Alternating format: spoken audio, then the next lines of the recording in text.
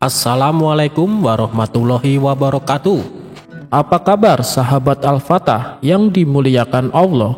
Semoga kita dalam keadaan sehat, dilimpahkan rezekinya dan diberikan keberkahan dunia dan akhirat. Amin ya robbal alamin.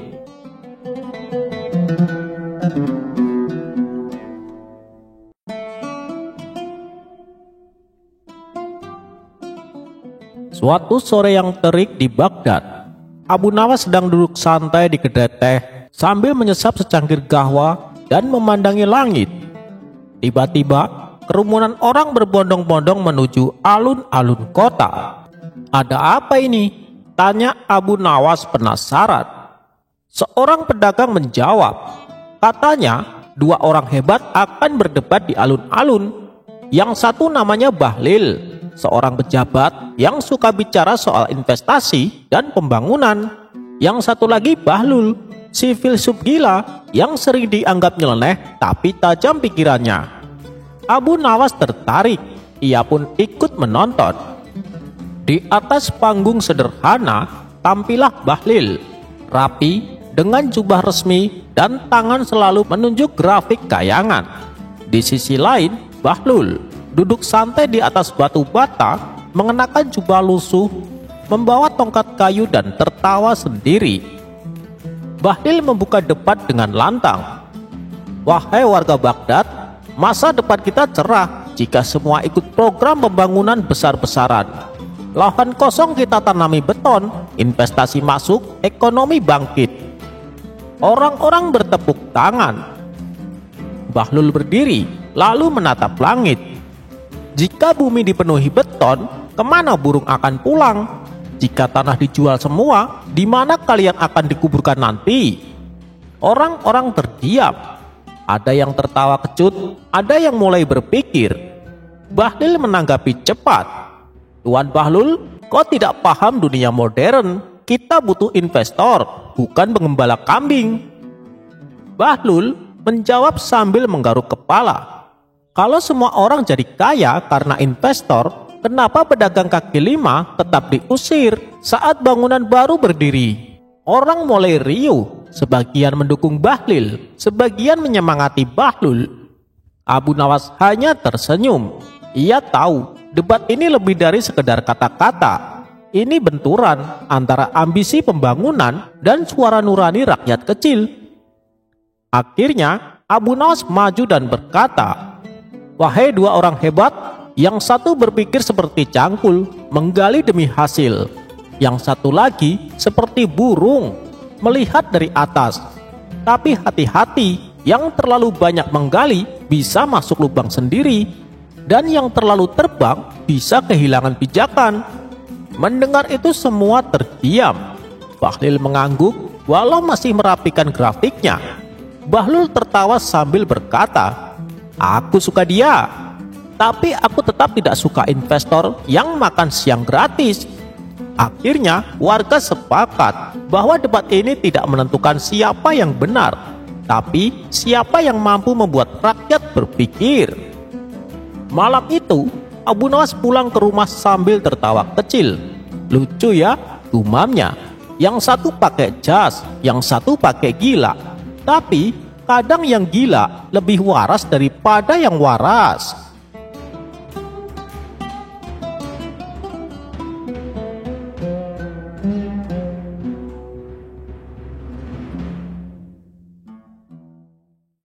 Dikisahkan Abu Nawas mempunyai tetangga seorang pemuda yang miskin. Ia hidup sebatang kara dan makan seadanya. Bahkan terkadang ia terpaksa berpuasa karena tak punya makanan untuk ia makan. Namun keajaiban terjadi. Tiba-tiba saja ada tamu dari kampung seberang mendatangi rumah si pemuda. Tamu tersebut mengabarkan bahwa orang tua si pemuda menitipkan banyak harta warisan kepadanya. Dan tamu itu berniat untuk mengembalikan titipan harta warisan kepada si pemuda miskin. Si pemuda miskin pun kaget bukan kepalang. Ia tak menyangka akan mendapat warisan sebanyak itu, karena yang ia tahu orang tuanya adalah orang yang miskin. Berita tentang kekayaan si pemuda pun tersebar sampai pelosok desa. Para penduduk pun kagum dengan rumah barunya si pemuda yang terlihat megah. Bisa dikatakan di lingkungannya hanya si pemuda yang rumahnya paling megah dan mentereng. Kehidupan si pemuda pun langsung berubah drastis. Tentu saja banyak orang-orang yang mendadak ingin berkawan dengannya. Entahlah apa yang ada di hati si pemuda ini. Bukannya memanfaatkan hartanya untuk sedekah atau usaha, ia malah hampir setiap hari mengadakan pesta di rumahnya. Karena tak mampu mengelola harta, ia akhirnya menjadi hartawan yang boros, kemudian jatuh miskin. Benar saja, hanya dalam waktu singkat, harta yang dimiliki pemuda tersebut telah habis tak tersisa. Bahkan dirinya tak mampu lagi memberi gaji kepada pembantunya sendiri. Jangankan menyimpan uang, rumah yang ditempati pun ia jual. Pemuda tersebut benar-benar menjadi miskin dan hidup sebatang kara tanpa seorang pun yang mendampinginya. Kawan-kawannya yang dulu setia menemani, kini mereka satu persatu meninggalkannya. Si pemuda mendadak stres dengan keadaan ini. Ia merasa tak mampu menghadapi kehidupannya yang seperti dulu saat ia miskin. Pemuda tersebut lantas berniat menemui Abu Nawas untuk meminta nasihatnya. Keesokan paginya, ia pun pergi ke rumah Abu Nawas. "Tuan Abu Nawas, keadaan saya saat ini sangat terpuruk," kata si pemuda membuka percakapan. "Apa yang membuatmu demikian?" tanya Abu Nawas. "Dulu waktu saya kaya raya, banyak orang-orang ingin menjadi kawan saya. Tapi setelah hartaku habis, satu persatu mereka meninggalkanku. Saya betul-betul tertekan dengan keadaan ini. Berilah nasihat untukku, wahai Tuan Abu Nawas," pinta si pemuda. Dengan entengnya Abu Nawas berkata, "Jangan khawatir, segalanya pasti akan kembali normal. Tunggu saja. Beberapa hari ini kau akan kembali tenang dan bahagia," tutur Abu Nawas. "Jadi saya akan segera kembali kaya, Tuan Abu Nawas?" tanya pemuda itu girang. "Bukan begitu maksudku, kau salah tafsir. Maksudku, dalam waktu yang tidak terlalu lama, kau akan terbiasa menjadi orang yang miskin dan tidak mempunyai teman," jelas Abu Nawas. Kemudian Abu Nawas menasehati bahwa apa yang diterima pemuda tersebut adalah akibat dari apa yang dilakukannya sendiri. Pesan dari nasihat ini, ketika kita diberi harta yang berlimpah, akan lebih baik bila kita manfaatkan untuk bersedekah dan membangun usaha. Sudah manusiawi jika kita banyak harta, maka banyak orang-orang yang mau berkawan dengan kita. Tapi ketika kita jatuh miskin, jangankan jadi kawan kita, bertandang ke rumahnya pun mereka seolah enggan. Jadi saat kita mempunyai banyak harta, bijak-bijaklah dalam mengelola harta. Jangan terbujuk rayuan untuk selalu berbuat hura-hura.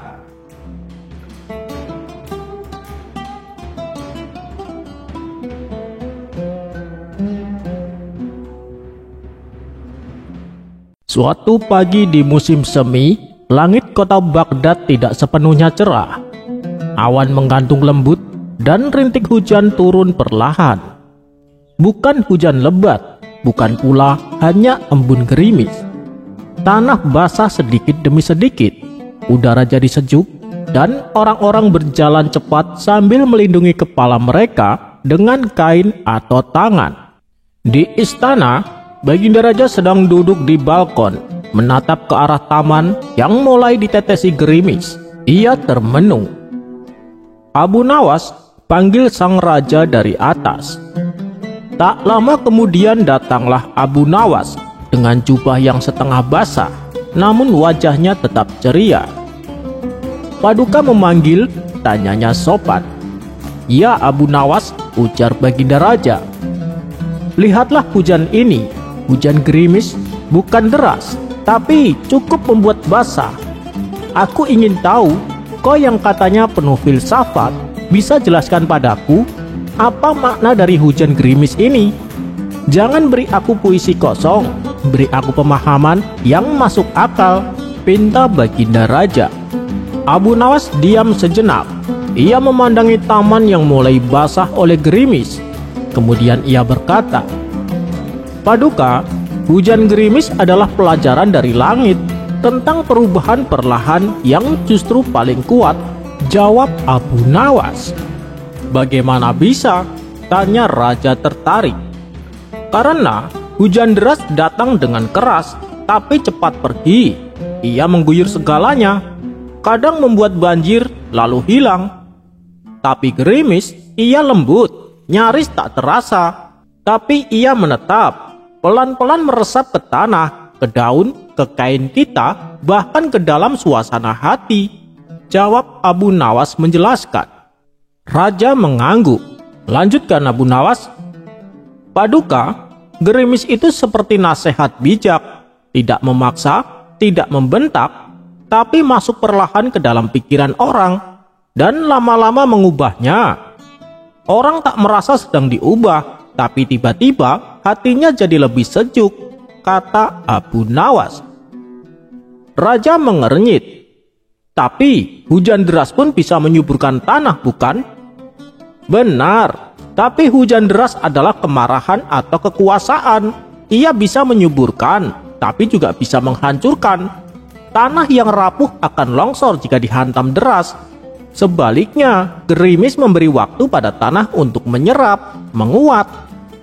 Sang raja merenung.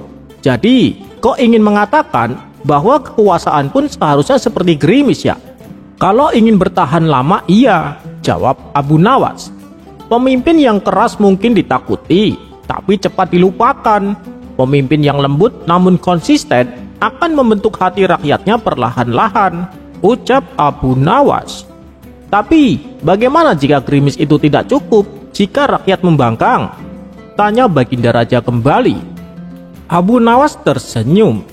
Paduka, bahkan gerimis bisa menyebabkan longsor jika turun cukup lama. Kelembutan dan konsisten lebih menakutkan dari kemarahan sesaat. Sama seperti air yang mampu melubangi batu, bukan karena kekuatan, tapi karena ketekunan, ucap Abu Nawas. Raja terdiam cukup lama, kemudian ia berkata, kalau begitu, mengapa orang-orang lari saat gerimis turun? Bukankah mereka seharusnya menyambutnya? Tanya Baginda Raja. Abu Nawas menatap langit lalu menjawab, itu karena manusia sering menghindari perubahan kecil. Mereka hanya waspada pada badai besar, tapi lalai pada tetes-tetes kecil yang bisa meresap dan membentuk tulang mereka.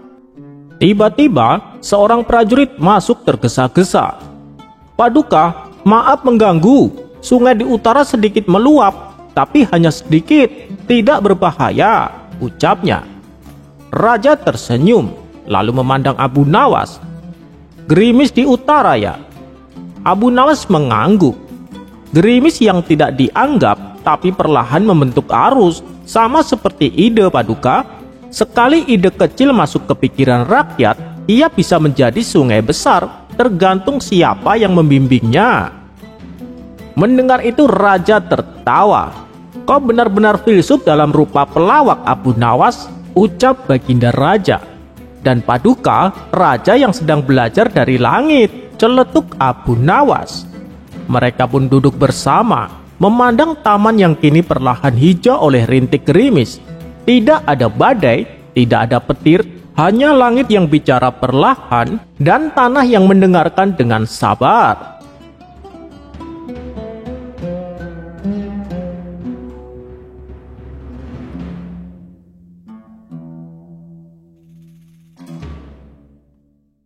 Suatu ketika, saat Abu Nawas dalam pengembaraannya, ia mendapati sebuah kuil yang berdiri di tengah-tengah padang pasir.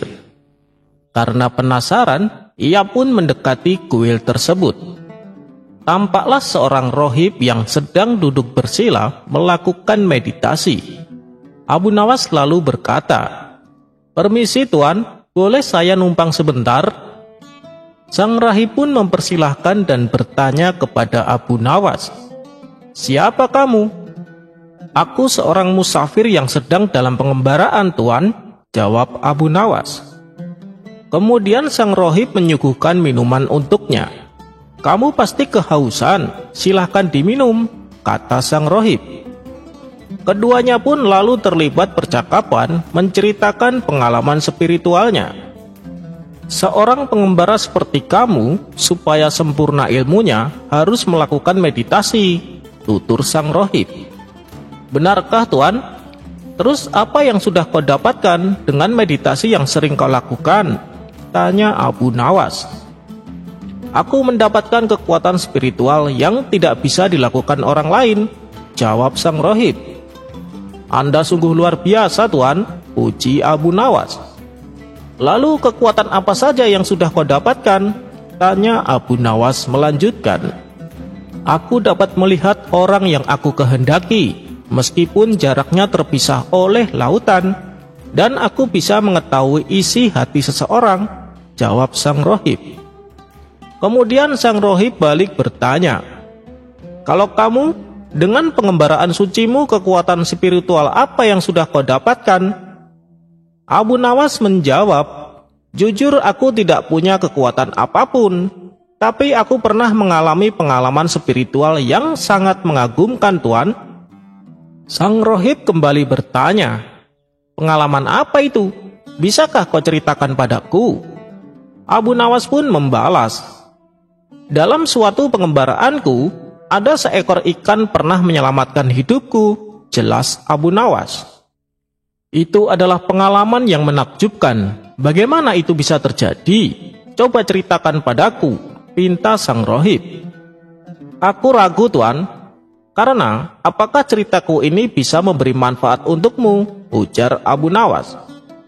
Meskipun Abu Nawas berulang kali menolak, sang rohib terus saja mendesaknya agar Abu Nawas menceritakan pengalamannya tersebut. Maaf Tuan, tapi aku harus pergi sekarang juga, karena aku harus meneruskan pengembaraanku, jelas Abu Nawas. Aku tidak akan membiarkanmu meninggalkan kuil ini sebelum kau menceritakannya, tukas sang rohib. Baiklah, akan aku ceritakan, tapi jangan pernah beritahu kepada siapapun, kata Abu Nawas mewanti-wanti. Ya, aku janji tak akan ada orang yang tahu, balas sang rohib semakin penasaran. Jadi begini ceritanya, sewaktu-waktu saat aku dalam pengembaraan, aku terdampar di sebuah tempat yang tidak ada satu orang pun di situ. Padahal saat itu aku sedang merasakan rasa lapar yang tidak dapat kutahan.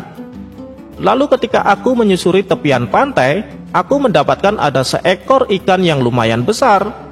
Aku pun segera memakannya dan menjadikannya sebagai bekal selama 3 hari ke depan, kata Abu Nawas sambil tersenyum. Mendengar hal itu, sang rohib pun spontan menjadi emosi dan segera mengusir Abu Nawas.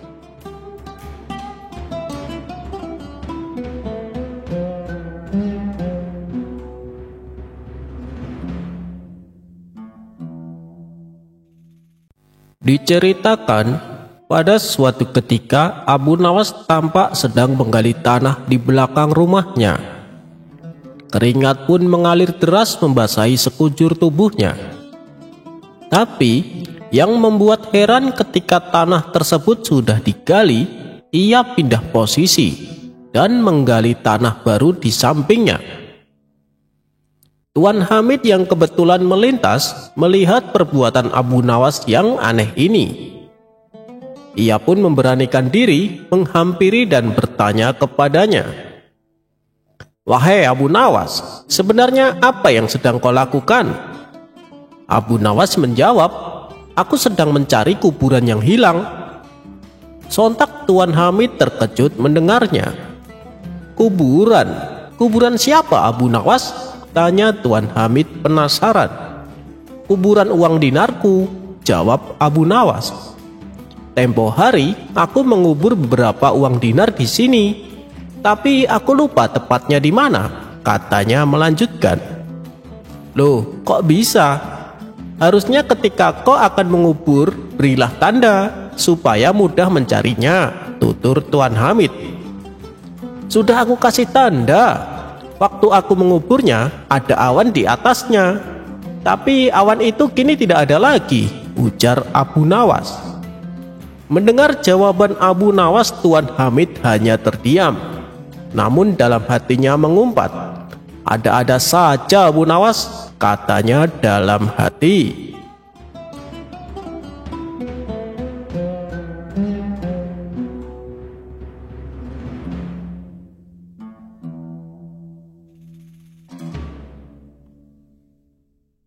Belakangan ini, di kota Baghdad dihebohkan dengan kehadiran rombongan pengemis buta.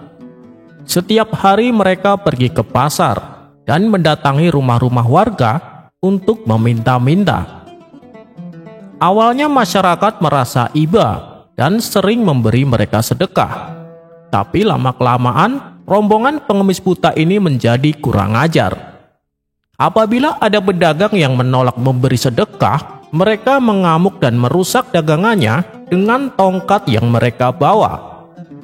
Tentu saja si pedagang tak berani melawan, karena jumlah mereka lumayan banyak.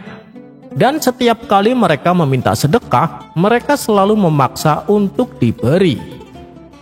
Kemudian para pedagang mendatangi rumah Abu Nawas untuk mengadukan masalah ini. "Bagaimana ini Abu Nawas? Kami sangat terganggu dengan kehadiran mereka," kata salah satu pedagang. "Iya, sejak kedatangan mereka, kami merasa tidak nyaman," timpal yang lainnya.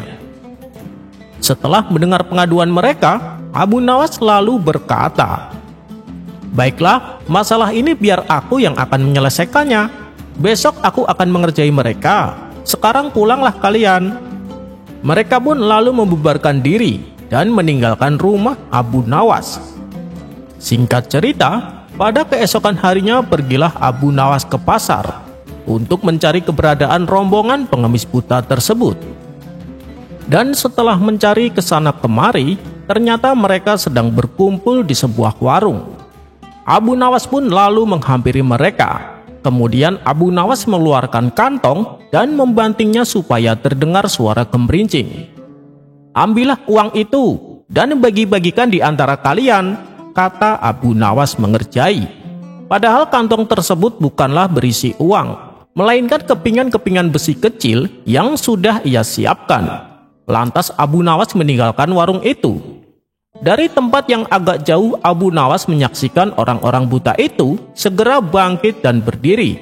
Mereka berkata kepada satu dan lainnya, "Berikan hakku, mana bagianku?"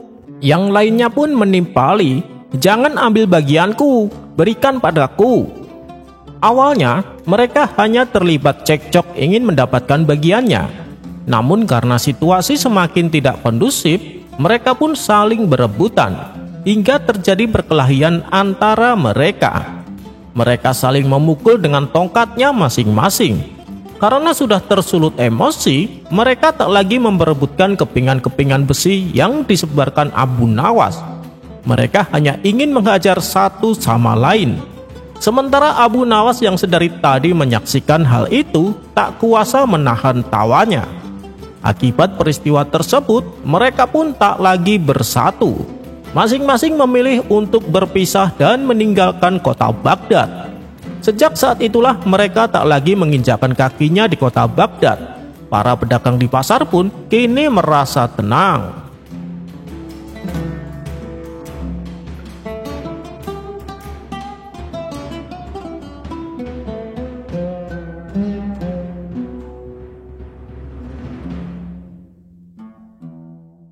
Dikisahkan pada suatu hari, Abu Nawas sedang berjalan-jalan keliling kampung. Ketika memasuki keramaian kota, tiba-tiba dari belakang ada seseorang yang menamparnya. Kemudian orang tersebut segera berlari sekencang mungkin. Abu Nawas tentu saja kaget bukan main. Ia pun berteriak memanggil orang tersebut. "Hei, apa maksudmu?" Orang itu pun menoleh ke arah Abu Nawas. Lelaki itu baru tersadar bahwa dia telah menampar orang yang salah. Ia pun segera menghampiri Abu Nawas. "Maafkan saya Tuan, saya kira Tuan adalah musuh saya," kata si lelaki. "Oh, tidak bisa, persoalan ini harus dibawa ke pengadilan," balas Abu Nawas. Abu Nawas pun membawa lelaki itu ke rumah Tuan Hakim. Ketika sidang telah dimulai, Abu Nawas mengajukan tuntutannya. Ia meminta keadilan atas apa yang telah ia alami. Tuan Hakim lalu berkata, "Dengan ini, saya perintahkan Abu Nawas menampar balik si pelaku." Namun ternyata putusan tersebut ditolak Abu Nawas.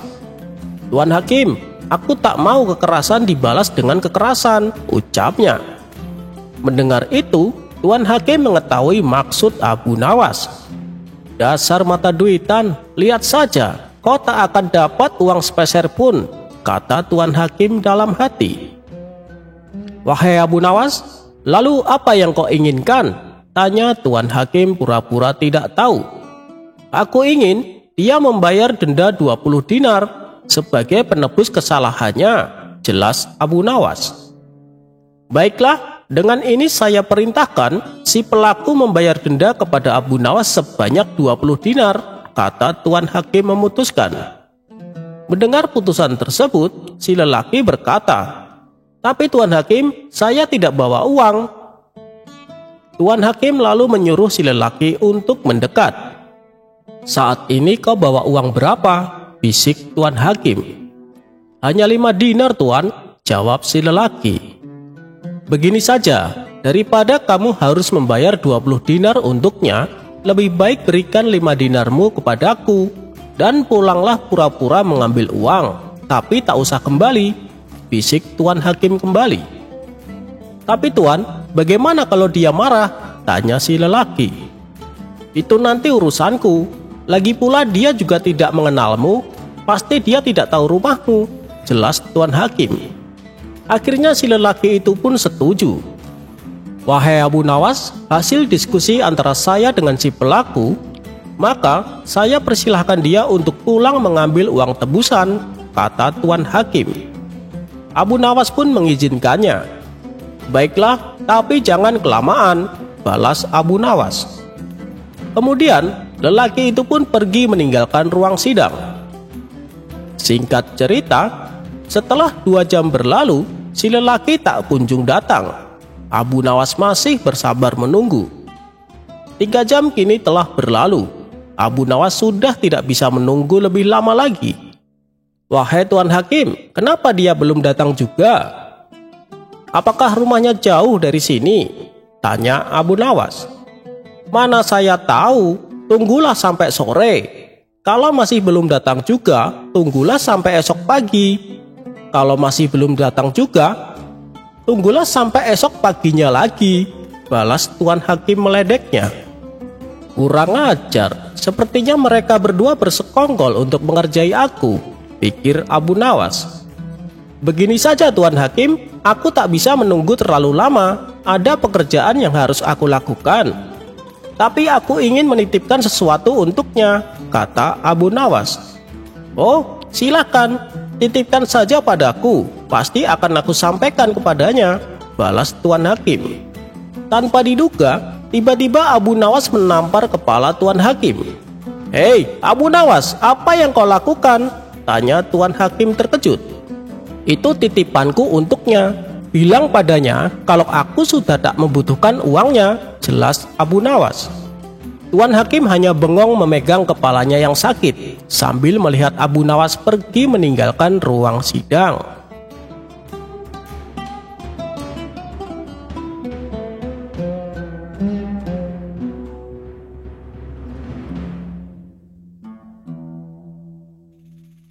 Abu Nawas berhasil tangkap maling yang lari ke barat dengan lari ke timur.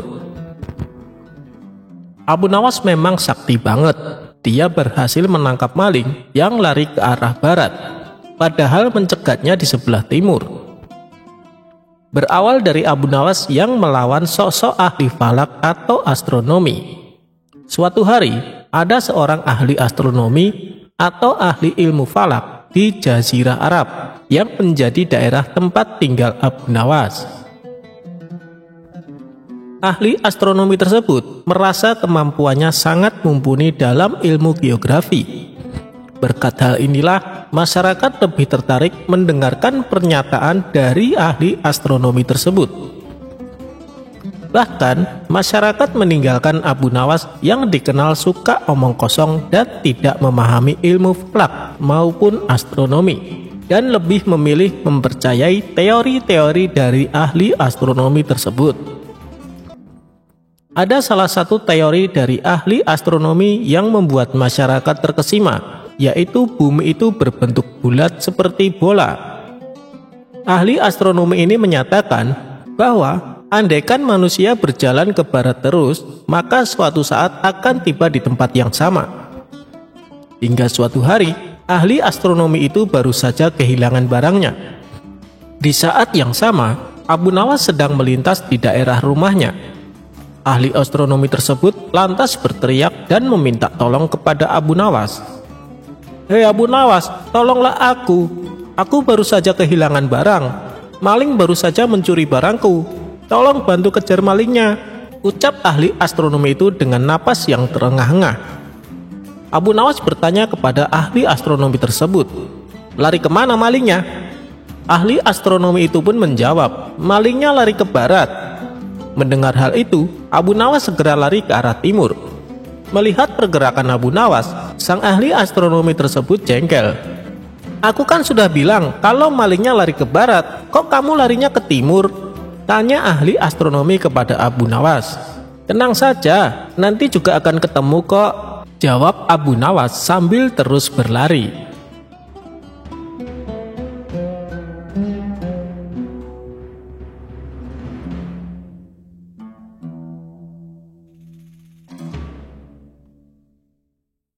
Saat itu, banyak tamu yang berkumpul di istana raja. Ternyata, tamu tersebut adalah para ulama. Mereka bercengkrama dan membicarakan masalah agama hingga urusan negara. Dan di sela-sela waktu santainya, para ulama tersebut mendadak menerima pertanyaan dari sang raja. Adapun pertanyaan itu adalah, adakah di antara kalian yang tahu kira-kira Allah sedang apa sekarang? Spontan para ulama tersebut melontarkan balik pertanyaan. Apakah sang baginda tidak mempercayai keberadaan Allah? Tetapi baginda raja telah menegaskan bahwa dirinya sangat percaya dengan keberadaan Allah Subhanahu wa Ta'ala. Meski begitu, sang raja tetap mempertanyakan, kira-kira Allah sedang apa sekarang? Para ulama pun saling memandang satu sama lain. Mereka tidak tahu harus menjawab apa. Namun, ada satu ulama yang mempertanyakan pertanyaan sang raja, bahwa tidak selayaknya sang raja mempertanyakan itu. Jangan samakan zat Allah dengan manusia. Raja pun menjawab bahwa saya tidak sedang menyamakan zat Allah dengan manusia. Raja masih tetap penasaran. Kira-kira Allah sedang apa sekarang? Sejenak, suasana menjadi lenggang. Dan beberapa saat, sang raja teringat dengan sosok Abu Nawas. Tak lama, Abu Nawas kemudian dipanggil ke istana dengan menyuruh para pengawal segera menjemputnya. Saat tiba di istana, terlihat beberapa ulama sedang berkumpul. Baginda raja tampak duduk berwibawa di singgasananya. Setelah itu, Abu Nawas dipanggil oleh baginda raja. Abu Nawas kemudian menuju ke hadapan sang raja setelah menyapa para ulama. Belum sempat Abu Nawas duduk sempurna, tanpa basa-basi sang raja langsung bertanya, "Wahai Abu Nawas, saya ingin menguji kecerdasanmu. Apakah kamu bisa menjawabnya atau tidak? Para ulama di sini tidak ada yang bisa menjawab pertanyaan saya." Abu Nawas kemudian menjawab, "Wahai baginda raja yang mulia, beliau-beliau ini para ulama adalah orang-orang yang memiliki ilmu agama yang tinggi. Sedangkan hamba hanya orang biasa. Tidak pantas rasanya kalau saya yang harus menjawab. Namun, jika baginda raja berkenan, pertanyaan seperti apakah yang ditanyakan?" Begini Abu Nawas, tadi saya bertanya pada ulama di sini, kira-kira Allah sedang apa sekarang? Mendengar pertanyaan itu, sejenak Abu Nawas pun terdiam dan kemudian menjawab, "Saya bisa menjawab pertanyaan baginda raja, tetapi ada syaratnya." Adapun syarat yang diajukan oleh Abu Nawas adalah, saya harus duduk di singgasana baginda raja, sedangkan baginda raja harus duduk di bawah bersama para ulama. Baginda raja pun menuruti permintaan Abu Nawas tersebut. Setelah menduduki singgasana Baginda Raja, Abu Nawas pun berkata dengan lantang, "Kalau Baginda Raja ingin tahu Allah sedang apa sekarang, saksikanlah, Allah sedang mengangkat Abu Nawas menjadi raja, dan Baginda Raja menjadi rakyat biasa." Mendengar jawaban Abu Nawas tersebut, Baginda Raja pun tersenyum puas.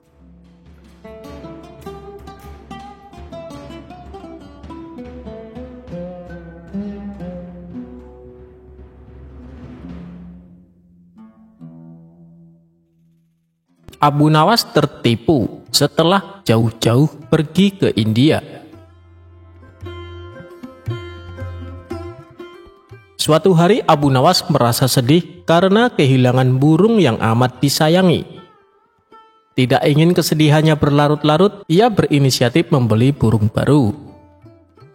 Maka pergilah Abu Nawas ke pasar burung di pusat kota. Setibanya di pasar, Abu Nawas langsung mendatangi salah satu toko yang menjual beraneka macam burung. "Anda mencari burung jenis apa, Tuan?" tanya si penjual. "Aku mau lihat-lihat dulu. Nanti kalau sekiranya ada yang cocok, baru ku beli," jawab Abu Nawas. Lalu tanpa sengaja Abu Nawas melihat ada burung yang sangat indah. Bulunya warna-warni dan kemilau. "Burung apa ini? Aku baru melihatnya," tanya Abu Nawas.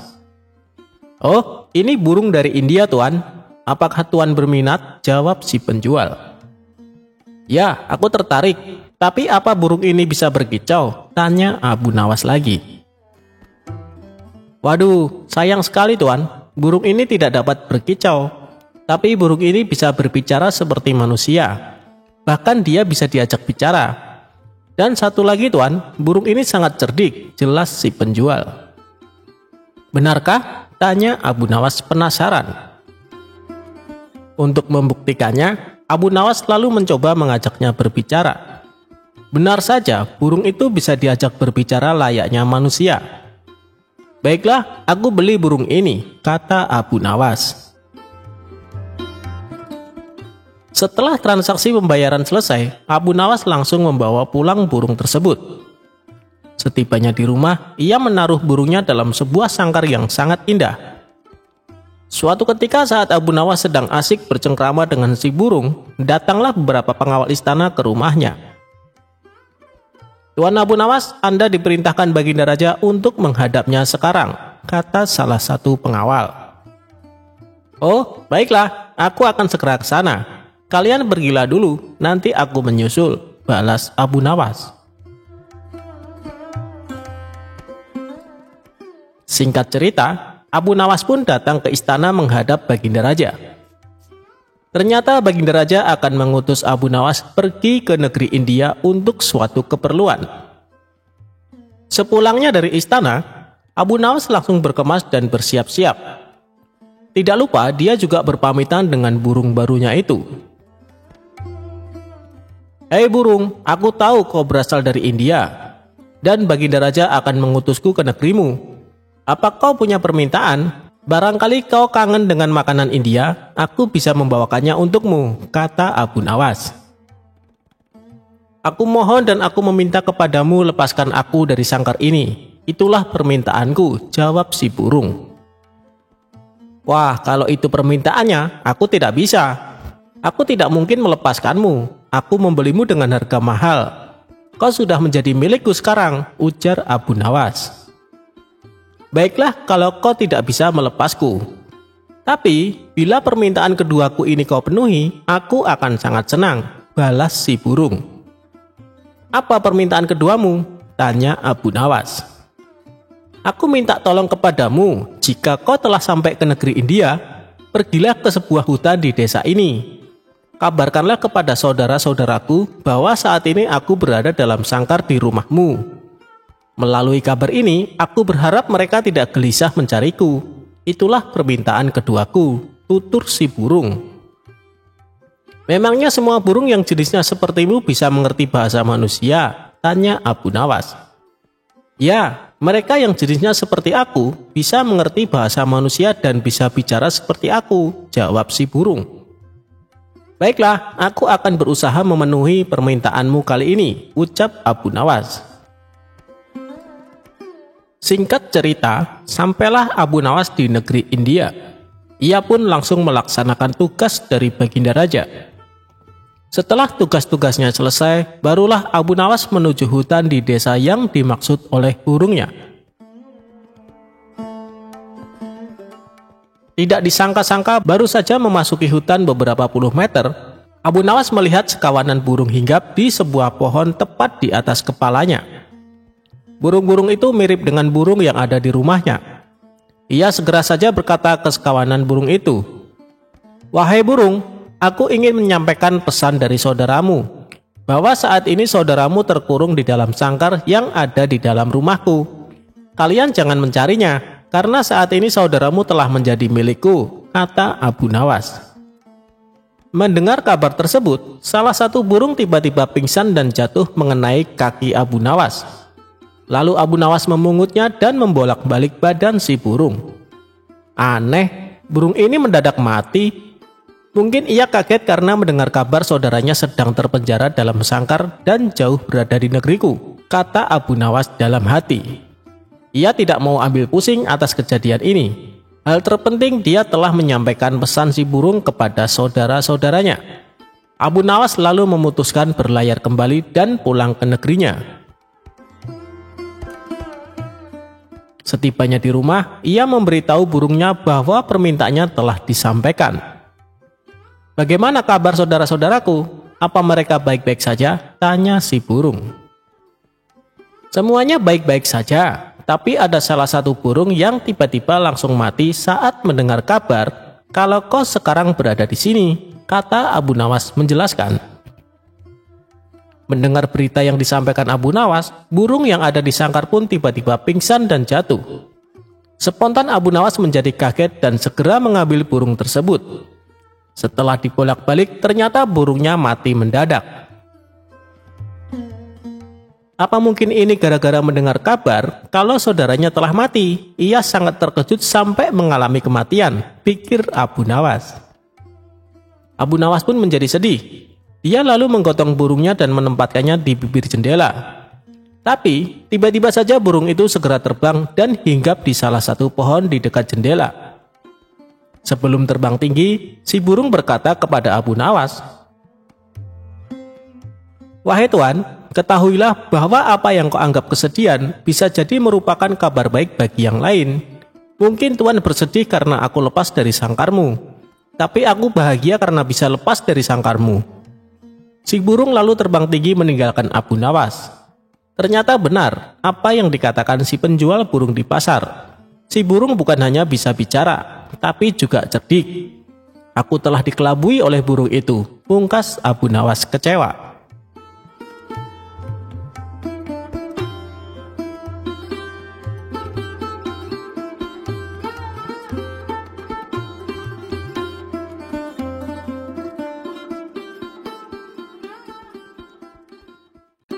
Imam Syafi'i enggan menyolati jenazah Abu Nawas.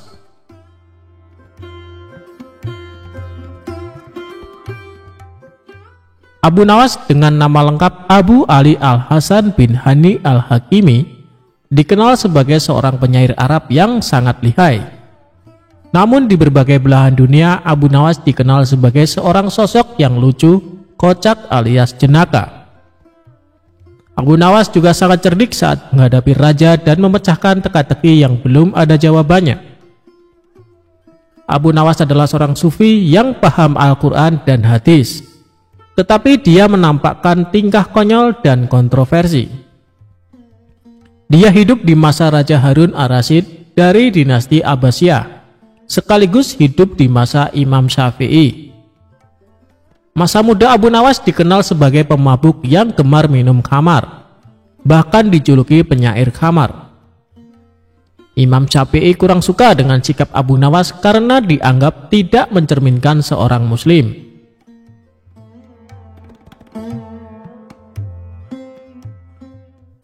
Suatu ketika Abu Nawas meninggal dunia, dan kabar kematiannya sampai ke penjuru seantero negara Iran. Kabar wafatnya Abu Nawas membuat gempar penduduk Iran. Baginda Raja sebagai teman dekat Abu Nawas merasa sedih mendengar kabar tersebut. Sementara Imam Syafi'i juga mendengar kabar wafatnya Abu Nawas. Namun Imam Syafi'i enggan menyolati jenazah Abu Nawas. Sementara di satu sisi banyak warga berkumpul di rumah Abu Nawas untuk melayat dan mendoakan jenazah Abu Nawas. Ketika jenazah Abu Nawas hendak dimandikan, salah seorang warga menemukan kertas di saku Abu Nawas. Kertas tersebut ternyata berisi syair Abu Nawas yang ditulis terakhir kali sebelum beliau meninggal dunia. Adapun isi syair tersebut sebagai berikut.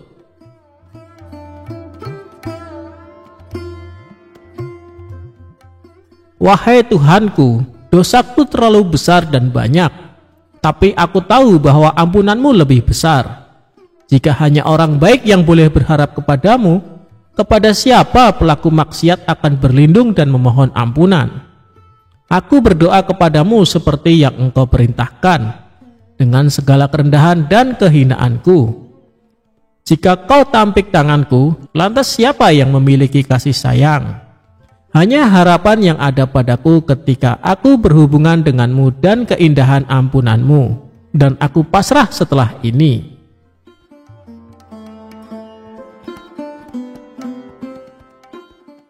Kemudian salah seorang warga membawa kertas berisi syair Abu Nawas ke rumah Imam Syafi'i. Warga tersebut menjelaskan bahwa kertas tersebut ditemukan di saku Abu Nawas saat akan dimandikan. Setelah membaca syair Abu Nawas tersebut, Imam Syafi'i sangat sedih dan menangis sejadi-jadinya. Kemudian Imam Syafi'i pergi ke rumah Abu Nawas untuk menyolatkan jenazahnya. Itulah kisah syair terakhir Abu Nawas yang mampu meluluhkan pemilik mazhab terbesar, yaitu Imam Syafi'i. Semoga kita bisa mengambil hikmah dari kisah Abu Nawas yang hidup sejaman dengan Imam Syafi'i.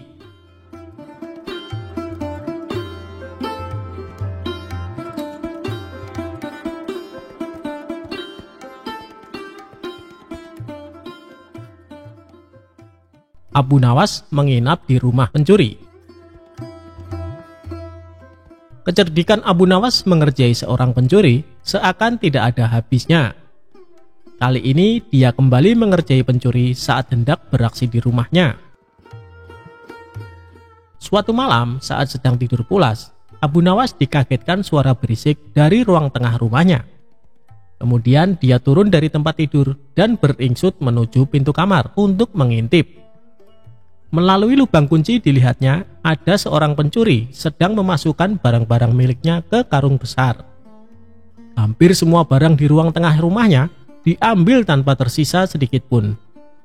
Setelah selesai dengan aksinya, si pencuri memanggul karung besar berisi barang-barang curian itu ke atas bahunya, lalu kabur lewat jendela. Melihat hal itu, Abu Nawas sengaja membiarkannya. Dia tidak berteriak minta tolong ataupun menghardik si pencuri, karena ingin membuatnya kapok tanpa harus menggunakan kekerasan. Ketika si pencuri sudah berjalan keluar rumah dengan membawa barang-barang curian, diam-diam Abu Nawas mengikutinya dari belakang. Setelah menempuh perjalanan lumayan jauh, si pencuri terlihat kelelahan. Bagaimana tidak, sebab barang curian yang dibawa sangatlah banyak. Akhirnya sampailah si pencuri di depan rumahnya. Dia segera masuk dan beristirahat. Saking capeknya, pencuri itu sampai lupa menutup pintunya kembali. Sehingga dengan mudah Abu Nawas ikut masuk ke rumahnya. Tidak lama kemudian, si pencuri mulai membuka karung dan mengambil barang-barang hasil curiannya. Dari mulai barang-barang berharga sampai barang-barang rumah tangga seperti gelas, piring, hingga mangkok. Si pencuri lalu meletakkan semua barang-barang tersebut sesuai tempatnya, seolah baru pindah rumah. Sementara Abu Nawas terus mengamati dari belakang sambil duduk santai. Merasa curiga ada orang di sekitarnya, si pencuri pun menoleh ke belakang. Betapa kagetnya dia melihat Abu Nawas ada di dalam rumahnya. "Kenapa kau ada di sini?" tanya si pencuri setengah ketakutan. "Kamu tidak tahu ya, "Rumahku sekarang di sini," jawab Abu Nawas. "Kenapa bisa begitu? Ini rumahku," balas si pencuri. "Kalau kemarin ini memang rumahmu, tapi sekarang sudah jadi rumahku karena aku sudah pindah ke sini," ujar Abu Nawas. "Pindah? Pindah bagaimana maksudmu?" tanya si pencuri kebingungan. "Coba lihat, semua barang di rumah ini, semuanya adalah milikku. Jadi rumah ini adalah milikku," jelas Abu Nawas. "Kalau kau mengusirku, aku akan berteriak bahwa kamu telah mencuri barang-barangku, dan aku akan memukulimu," ancam Abu Nawas. Dikarenakan tidak ingin memperpanjang masalah, si pencuri membiarkan Abu Nawas menetap di rumahnya. Selama seminggu menetap di sana, Abu Nawas selalu menghabiskan roti yang akan dimakan si pencuri. Belum lagi susu dan madu yang disiapkan di dalam lemari dengan lahapnya Abu Nawas habiskan semua. Selama itu pula setiap hari si pencuri terpaksa tidur dengan menahan rasa lapar. "Kalau begini bukan aku yang merampok, tapi dia yang merampok semua makananku," pikir si pencuri merasa kesal. Esok harinya si pencuri menghampiri Abu Nawas. "Tuan, bagaimana caranya supaya Tuan kembali ke rumah Tuan?" tanya si pencuri. "Sudah dibilangin, aku sudah pindah di sini. Sekarang ini adalah rumahku. Buktinya barang-barangku ada di sini semua," tegas Abu Nawas. "Jadi kalau aku kembalikan semua barang-barang ini ke rumah Tuan, Tuan juga akan kembali?" tanya si pencuri. "Tentu saja, kalau di sini sudah tidak ada barang-barangku, jadi ini bukan rumahku lagi," balas Abu Nawas. Akhirnya dengan susah payah si pencuri mengembalikan semua barang-barang Abu Nawas ke rumahnya. Sejak saat itu, Abu Nawas tidak lagi berada di rumah si pencuri. Si pencuri pun tobat dan kini menjadi lebih tenang. Ia tidak ingin lagi berurusan dengan Abu Nawas.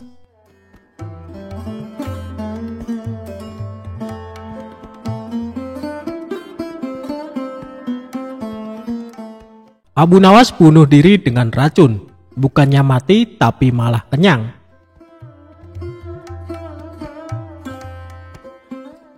Sebelum menjadi orang kepercayaan Baginda Raja, Abu Nawas pernah bekerja sebagai penjahit. Kala itu, Abu Nawas bekerja sebagai penjahit pakaian pada seorang tuan yang memiliki toko pakaian. Karena sifatnya yang sangat rajin dan ulet dalam bekerja, maka Abu Nawas sangat dipercayai oleh tuan majikannya. Bahkan di tempat kerjanya, Abu Nawas dicap sebagai salah satu pekerja yang paling teladan. Namun sayangnya tuan majikan Abu Nawas adalah orang yang sangat pelit sekali. Bahkan tuannya tersebut tidak pernah memberikan perhatian khusus apalagi bonus kepada Abu Nawas. Tidak jarang tuannya tersebut sering membawa banyak sekali makanan ke tempat usahanya. Namun tidak ada satupun pekerja yang diberikan atau ditawari makanan tersebut. Sehingga sikap tuannya tersebut lama-kelamaan membuat Abu Nawas merasa jengkel. Karena sudah terlalu jengkel dengan tuannya, pada sebuah kesempatan Abu Nawas akhirnya memutuskan untuk mengerjai tuannya tersebut. Abu Nawas mengerjai majikannya dengan alasan ingin bunuh diri menggunakan racun. Suatu ketika, tuan majikan Abu Nawas datang dengan membawa sebuah kendi yang berisi madu. Karena Abu Nawas melihat hal itu, kemudian dia menghampiri tuannya sembari menanyakan apa isi dari kendi tersebut. Selain itu, ia juga meminta kepada tuan majikannya agar diberikan isi dari kendi tersebut. Karena tuannya sangat pelit, maka dengan sengaja ia berbohong kepada Abu Nawas dengan mengatakan kendi tersebut berisi racun. Abu Nawas pun kemudian hanya mengangguk tanda ia percaya kepada tuan majikannya. Padahal dirinya mengetahui kalau tuan majikan sedang berbohong tentang isi kendi tersebut. Terlebih lagi, Abu Nawas sempat mencium bau madu dari kendi yang dibawa oleh tuan majikannya. Tidak lama kemudian, tuan majikan Abu Nawas harus pergi karena ada keperluan. Karena dirasa kendi yang berisi madu tersebut aman dari para pekerjanya, termasuk Abu Nawas, maka kendi tersebut tetap dibiarkan di sana. Melihat kendi berisi madu tersebut ditinggalkan oleh tuannya, maka Abu Nawas tidak membuang-buang kesempatan. Dia pun berusaha menjual sepotong pakaian dan membeli sebuah roti untuk dimakan dengan madu milik tuannya. Setelah berhasil menjual pakaian dan membeli roti, Abu Nawas langsung melahapnya bersama madu milik majikannya. Dia pun memakan roti dan madu majikannya dengan sangat lahap. Tanpa sadar, madu tersebut akhirnya habis tidak tersisa. Dalam kondisi yang kekenyangan, Abu Nawas kemudian meletakkan kendi itu ke tempat semula, lalu melanjutkan pekerjaannya. Tidak lama berselang, majikannya pun kembali dan membawa sebungkus roti yang akan dimakan bersama madunya. Kemudian, majikan Abu Nawas tersebut langsung menghampiri kendi miliknya untuk mengambil madu yang ada di dalamnya. Namun alangkah terkejutnya sang majikan setelah mengetahui kendi tersebut kosong dan tidak ada madunya. Selain itu, ia juga merasa sangat kesal karena mengetahui sepotong kainnya telah hilang tanpa adanya laporan. Kemudian tuan itu berbicara kepada dirinya sendiri dan menganggap hal ini pasti ulah dari Abu Nawas. Selanjutnya, tuan majikan tersebut langsung menghampiri Abu Nawas yang sedang sibuk menjahit pakaian sembari berkata seperti ini. Abu Nawas, apa yang sebenarnya terjadi? Mengapa isi kendi ini kosong? Dan sepotong pakaian telah hilang? Tanya tuannya kepada Abu Nawas. Maaf tuan, tadi sewaktu tuan pergi ada sekelompok pencuri datang mengambil sepotong pakaian, jawab Abu Nawas. Lantas apa yang kamu lakukan kepada pencuri itu? Tanya tuannya lagi. Aku ketakutan dan tidak bisa berbuat apa-apa, kata Abu Nawas sambil pura-pura ketakutan. Lalu, mengapa isi kendiku hilang? Apakah diminum juga oleh pencuri itu? Tanya tuan majikan kembali. Abu Nawas pun mengatakan bukan pencuri itu yang meminum isi kendi tuan majikannya, karena yang meminum isi kendi tersebut adalah dirinya, sebab ia berniat bunuh diri dengan racun yang ada di dalam kendi tersebut. Karena takut akan dimarahi oleh tuan, maka aku putuskan untuk memilih bunuh diri saja menggunakan racun yang ada di dalam kendi tersebut. Hamba pikir hamba akan mati, tapi ajal hamba belum sampai tuan, kata Abu Nawas kepada majikannya. Mendengar perkataan jujur dan keahlian akal pikir Abu Nawas, tuannya tersebut tidak jadi marah. Selain itu, majikannya tersebut akhirnya sadar apa yang sudah terjadi, karena ulah dirinya yang sangat pelit kepada pekerjanya.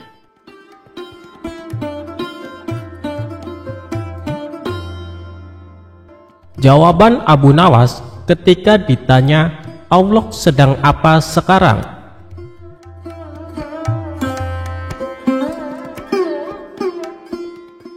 Saat itu banyak tamu yang berkumpul di istana raja. Ternyata tamu tersebut adalah para ulama. Mereka bercengkrama dan membicarakan masalah agama hingga urusan negara. Dan di sela-sela waktu santainya, para ulama tersebut mendadak menerima pertanyaan dari sang raja. Adapun pertanyaan itu adalah, adakah di antara kalian yang tahu kira-kira Allah sedang apa sekarang? Spontan para ulama tersebut melontarkan balik pertanyaan. Apakah sang baginda raja tidak mempercayai keberadaan Allah? Tetapi Raja Harun al-Rasyid tetap menegaskan bahwa dirinya sangat percaya dengan keberadaan Allah Subhanahu wa Ta'ala. Namun sang raja tetap mempertanyakan, kira-kira Allah sedang apa sekarang? Para ulama pun saling memandang satu sama lain. Mereka tidak tahu harus menjawab apa. Namun ada satu ulama yang mempertanyakan pertanyaan sang raja, bahwa tidak selayaknya sang raja mempertanyakan itu. Jangan samakan zat Allah dengan manusia. Raja pun menjawab bahwa saya tidak sedang menyamakan zat Allah dengan manusia. Raja masih tetap penasaran, kira-kira Allah sedang apa sekarang?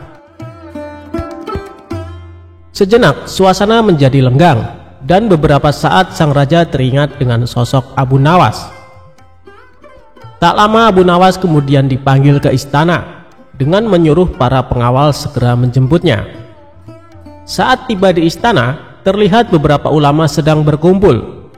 Baginda Raja tampak duduk berwibawa di singgasananya. Setelah itu Abu Nawas dipanggil oleh raja. Abu Nawas kemudian menuju ke hadapan sang raja setelah menyapa para ulama. Belum sempat Abu Nawas duduk sempurna, tanpa basa-basi sang raja langsung bertanya, "Wahai Abu Nawas, saya ingin menguji kecerdasanmu. Apakah kamu bisa menjawabnya atau tidak?" Para ulama di sini tidak ada yang bisa menjawab pertanyaan saya. Abu Nawas kemudian menjawab, "Wahai Baginda Raja yang mulia, beliau-beliau ini para ulama adalah orang-orang yang memiliki ilmu agama yang tinggi. Sedangkan hamba hanya orang biasa. Tidak pantas rasanya kalau saya yang menjawabnya. Namun jika Baginda Raja berkenan, pertanyaan seperti apakah yang ditanyakan?" Tadi saya bertanya pada ulama di sini, kira-kira Allah sedang apa sekarang? Mendengar pertanyaan itu, sejenak Abu Nawas pun terdiam dan kemudian menjawab, "Saya bisa menjawab pertanyaan Baginda Raja, tetapi ada syaratnya." Adapun syarat yang diajukan oleh Abu Nawas adalah, saya harus duduk di singgasana Baginda Raja, sedangkan Baginda Raja harus duduk di bawah bersama para ulama. Baginda Raja pun menuruti permintaan Abu Nawas tersebut. Setelah menduduki singgasana Baginda Raja, Abu Nawas berkata dengan lantang, "Kalau Baginda Raja ingin tahu Allah sedang apa sekarang, saksikanlah, Allah sedang mengangkat saya, Abu Nawas, menjadi raja dan Baginda Raja menjadi rakyat biasa." Mendengar jawaban Abu Nawas tersebut, Baginda Raja pun tersenyum.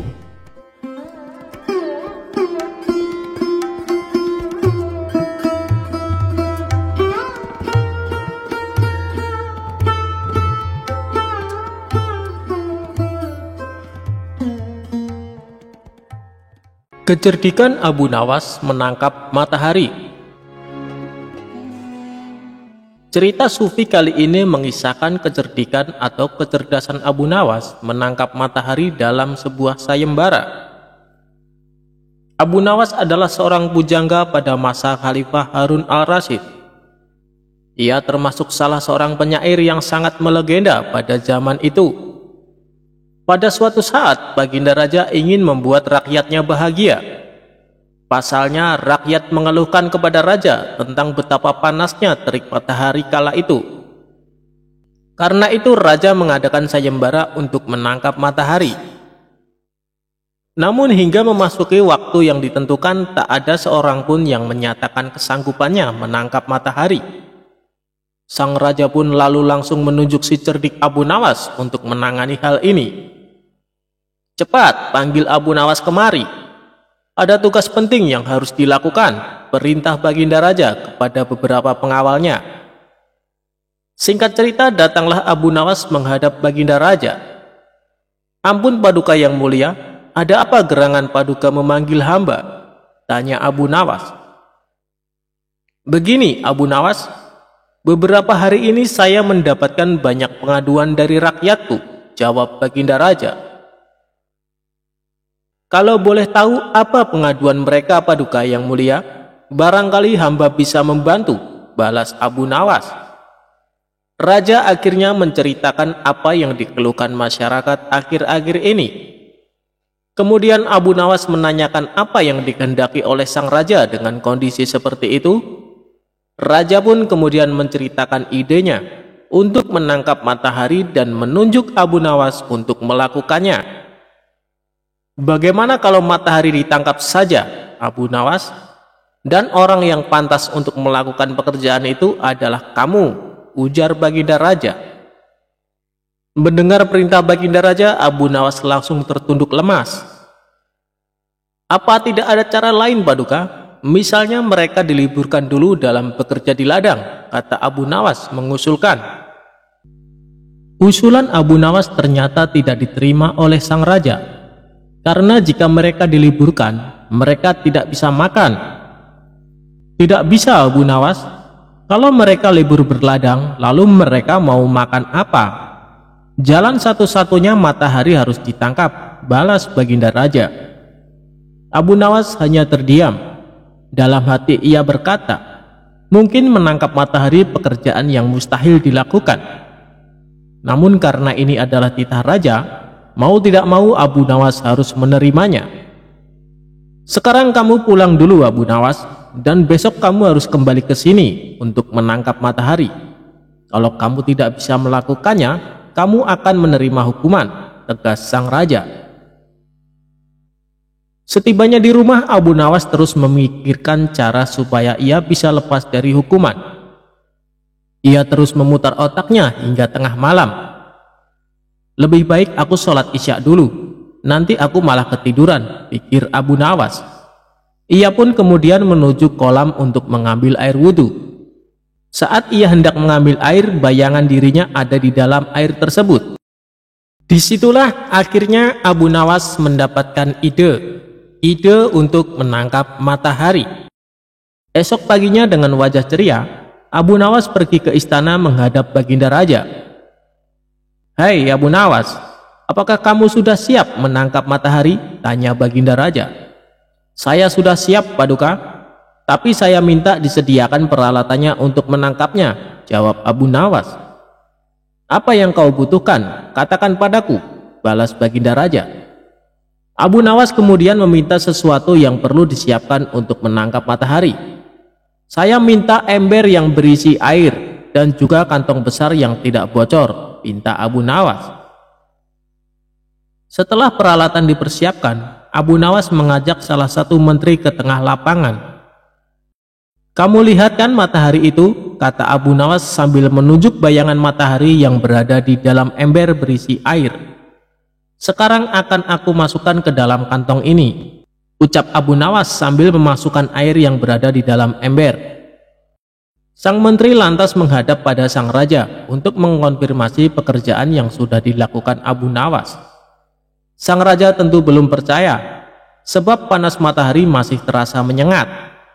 "Baiklah, sekarang perintahkan pada Abu Nawas untuk membungkus matahari itu dan bawakan padaku," titah Baginda Raja. Kemudian para menteri memanggil Abu Nawas untuk menghampiri Baginda Raja dengan membawa kantong berisi air.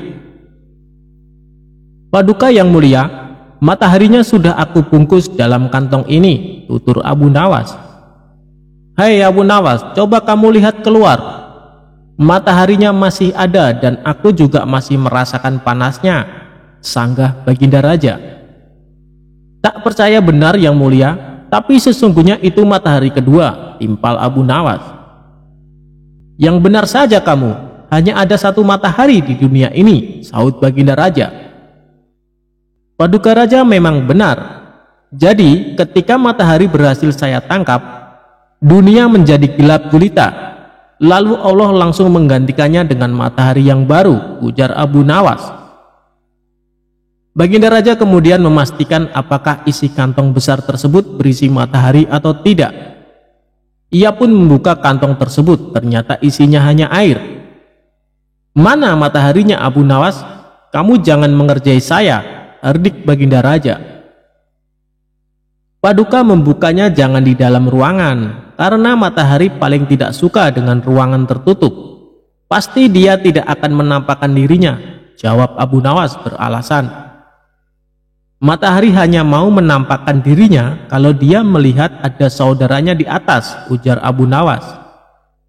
Lalu Abu Nawas mengajak Baginda ke tengah lapangan dengan membawa kantongnya yang berisi air. "Ini saya buka kantongnya Baginda.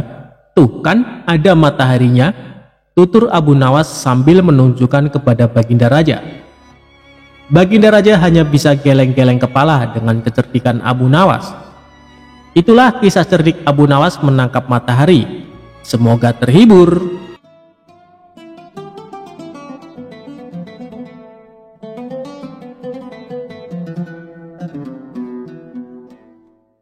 Selama ini raja memendam rasa penasaran karena Abu Nawas selalu cerdik dan lolos dari setiap jebakannya. Raja terus berpikir keras mencari cara untuk bisa mengalahkan sosok humoris dan cerdik ini. Akhirnya Menteri Istana memberi usulan sebuah pertanyaan yang menurut Baginda Raja sulit dijawab Abu Nawas.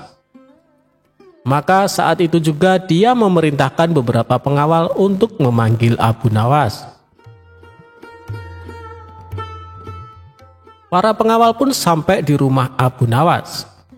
"Tuan Abu Nawas, Anda diperintah Paduka Raja ke istana sekarang juga," ujar salah seorang pengawal. Abu Nawas yang sedang istirahat merasa terganggu dengan kehadiran para pengawal istana.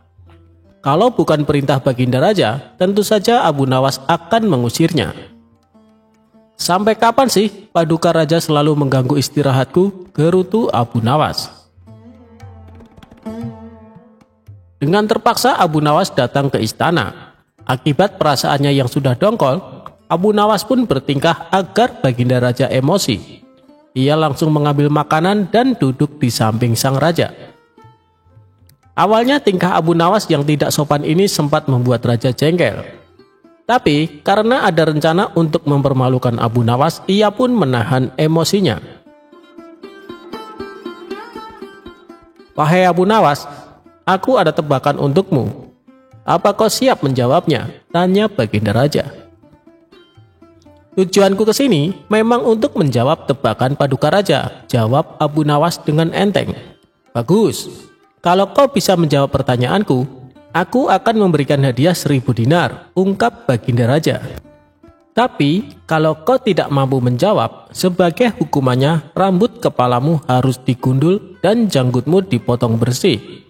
Lalu aku akan mengarakmu dengan keledai," sambung Baginda Raja.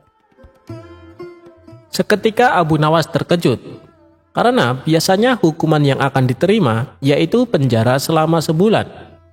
"Baiklah Paduka Raja, tapi hamba tidak menginginkan uang," balas Abu Nawas. "Lalu apa yang kau inginkan?" tanya Baginda Raja lagi. "Hamba ingin Paduka Raja memerintahkan serangga-serangga itu jangan menggangguku," jawab Abu Nawas. Baginda Raja pun kaget dengan permintaan Abu Nawas. Sejenak dia berpikir bahwa serangga-serangga itu bukan rakyatnya, maka tidak akan mungkin terjadi. Bukankah Baginda seorang raja? Akan hebat seorang raja bila dapat memerintah serangga, celetuk Abu Nawas. Rupanya Abu Nawas mengetahui apa yang dipikirkan oleh padukanya. "Bagaimana Paduka? Apakah Paduka bersedia?" terang Abu Nawas. Rasa takut pun menghampiri Baginda Raja. Ia takut Abu Nawas dapat menjawab tebakannya. Tetapi dirinya malu apabila tidak dapat memenuhi permintaan Abu Nawas. Abu Nawas berpikir Baginda Raja takut malu. Akhirnya bersedia menjawab pertanyaan dari Paduka Raja tanpa sebuah syarat apapun. Mendengar hal itu, hati Baginda Raja merasa tenang dan lega. Ia pun langsung mengajukan pertanyaan tebakan kepada Abu Nawas. "Pohon apa yang berumur 1 tahun memiliki 12 cabang, setiap cabangnya terdiri dari 30 daun, dan daun-daun tersebut sebagian menghadap ke arah cahaya, serta sebagian lagi menghadap ke arah gelap?" tanya Baginda Raja. Namanya saja Abu Nawas, pertanyaan sesulit apapun pasti akan dijawabnya. Pohon itu mewakili tahun karena ada 12 bulan dalam 1 tahun. Dan 30 hari dalam 1 bulan, di mana 30 hari tersebut terbagi menjadi siang dan malam, jawab Abu Nawas. Baginda Raja pun terkejut saat Abu Nawas menjawab tanpa berpikir lama. Namun ia tenang, karena sebelumnya syarat yang diajukan Abu Nawas sudah dicabut. "Tapi rasanya tidak adil Abu Nawas kalau aku tidak memberikan hadiah. Katakan Abu Nawas, apa yang kau inginkan?" kata Baginda Raja. "Baiklah, hamba minta 500 dinar, dan selama 1 bulan Paduka Raja tidak boleh mengganggu hamba," jawab Abu Nawas. Baginda Raja pun menuruti permintaan Abu Nawas tidak akan mengganggunya selama 1 bulan ke depan, dan Abu Nawas pulang membawa 500 dinar.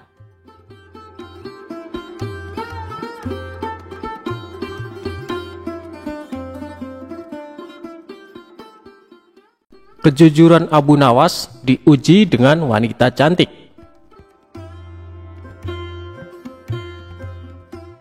Suatu hari, Abu Nawas pergi ke hutan untuk mencari kayu. Ia membawa kapak yang sangat usang sebagai alat mempermudah pekerjaannya. Namun sayangnya, kapak miliknya itu malah jatuh ke jurang. Melihat Abu Nawas yang sedang panik dan bingung karena kapak satu-satunya jatuh ke jurang, jin itu langsung berubah jadi seorang kakek-kakek. Jin yang menjelma jadi kakek-kakek itu langsung menanyakan apa yang sedang terjadi. Lalu Abu Nawas mengatakan kalau kapak miliknya jatuh ke jurang dan kesulitan mengambilnya. Kemudian kakek itu menawarkan diri membantu mengambil kapak milik Abu Nawas. Namun kapak yang diambil sang kakek dari dalam jurang terlihat berbeda, berlapis emas dan sangat mewah. "Apakah ini milikmu, nak?" tanya kakek itu. "Bukan, kek," ujar Abu Nawas. Lalu kakek itu langsung menggantinya lagi. Kali ini kapak yang tidak kalah mewah, yaitu dilapisi intan permata sehingga terkesan mewah sekali. "Apakah itu kapakmu, anak muda?" kata kakek itu. "Bukan, kek, kapak saya jelek dan berkarat," terang Abu Nawas. Kakek itu pun berkata dalam dirinya bahwa Abu Nawas ini memang benar-benar jujur. Sebelum memberikan 2 kapak mahal tadi, kakek itu bertanya kepada Abu Nawas, "Mengapa tetap ingin kapaknya yang sudah usang itu? Aku tidak mau mengambil yang bukan hak saya, kek. Aku adalah orang yang selalu bersyukur dengan apa yang saya miliki. Bagiku, kapak jelek ini adalah rezeki yang luar biasa, karena bisa memberikan nafkah yang halal," tutur Abu Nawas. Akhirnya, kakek itu memberikan kapak berlapis emas dan intan permata tadi kepada Abu Nawas sebagai hadiah karena sudah jujur. Ia pulang dengan membawa 3 kapak, yaitu kapak jelek miliknya, kapak yang terbuat dari emas, dan kapak yang berlapiskan intan permata. Tidak sampai di situ, jin tadi masih ingin menguji kejujuran Abu Nawas. Godaan yang diberikan melalui harta tidak berhasil.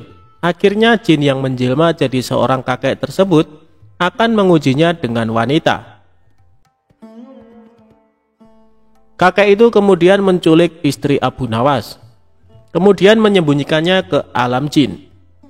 Setelah pulang dari hutan, Abu Nawas langsung mencari istrinya. Ke semua sudut ruangan ia cari, namun istrinya menghilang secara misterius. Lalu kakek itu datang kepada Abu Nawas dan bertanya apa yang sedang dia cari dan menawarkan diri untuk membantunya. Abu Nawas mengatakan kalau istrinya hilang secara misterius dan hanya meninggalkan pakaian kotor. "Tenang, aku akan membantumu dan pasti menemukan istrimu," ujar sang kakek. Tiba-tiba Abu Nawas teringat kalau kakek itu yang ditemuinya di hutan saat kapaknya masuk ke jurang dan memberikannya 2 kapak yang sangat bernilai. "Wah, rupanya kakek itu ingin menguji kejujuranku lagi," kata Abu Nawas di dalam hatinya. Kakek itu lalu datang membawa wanita yang sangat cantik dan bertanya kepada Abu Nawas, apakah benar orang itu adalah istrinya. Abu Nawas melihat dari ujung kepala sampai ujung kaki. Apakah benar wanita ini adalah istrinya? "Benar, kek, ini istri saya," katanya. "Bukan, ini bukan istrimu. Kenapa kau tidak jujur?" Katanya hidup harus penuh rasa syukur, ucap sang kakek. Lalu Abu Nawas menjelaskan, jika ia mengatakan itu bukan istrinya, kejadian yang sama akan seperti kapak tadi. Kakek itu nantinya akan membawa 1 wanita cantik lagi. "Nanti kau akan memberikan 2 wanita cantik itu lagi kan? Sama seperti kapak," terang Abu Nawas. Jin yang menyerupai kakek itu langsung tertawa terbahak-bahak. Ia tidak menyangka kalau Abu Nawas bukan hanya jujur, tapi juga cerdas.